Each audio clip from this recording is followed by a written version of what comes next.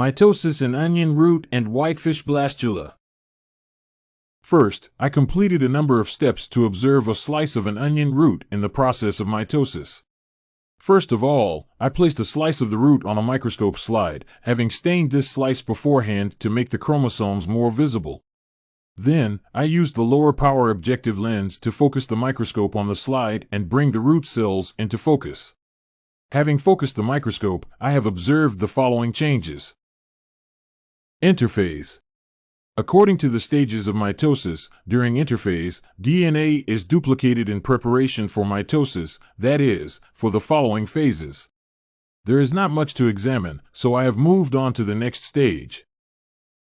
Prophase.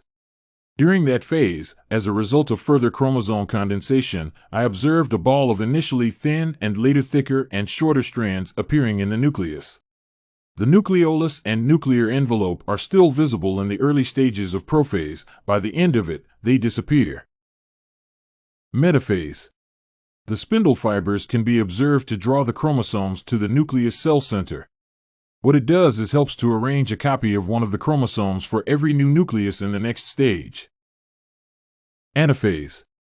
In this phase, a uniform distribution of genetic material across the daughter cells is ensured. In the early anaphase, I observed the centromeres being rotated to the cell poles and the ends of the chromosomes to the cell center. Telophase. During telophase, the chromosomes begin to decandescence, and the chromosome matrix starts to become noticeable. The nuclear envelope appears, and the nuclei are restored. Simultaneously, in late anaphase and early telophase, a septum is made up in the cell center, which grows to the periphery and separates the cell into equal parts called daughter cells. After that, I turn to the examination of whitefish blastula cells in the process of mitosis. The following stages during the different stages have been observed. Interphase. The cell is about to enter into mitosis, and chromosomes are observed to look like threads in their structure. Prophase. Proteins alongside DNA condense in the nucleus, known as chromatin. Consequently, chromosomes visibly condense due to the coiling of chromatin. Metaphase.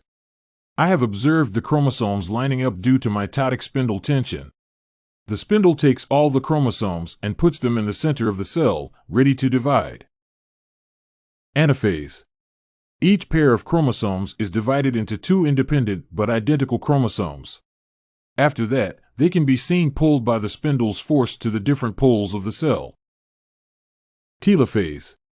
In the final stage, the genetic material transferred to the nucleus of the parent cell is divided into two daughter cells.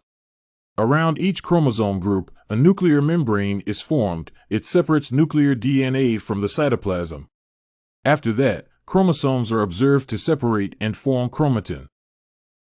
Calculations that can be made in relation to processes of mitosis can be used to calculate necessary figures.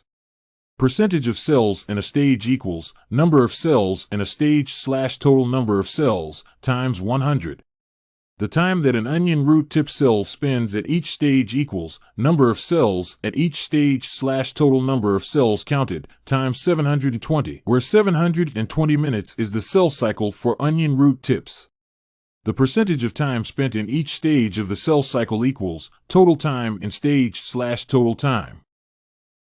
In conclusion, I have registered the peculiarities of mitosis processes in the onion root and whitefish blastula. The main difference is that in onion root cells, plant cells, no cleavage furrow is formed due to the rigid cell wall. However, what these two processes have in common is the active division due to the rapid growth of organisms. There was not necessarily anything new that I learned, rather, I have observed the basic occurrences of cell division in effect. Nothing could be done differently since I was a mere observer of the naturally happening processes.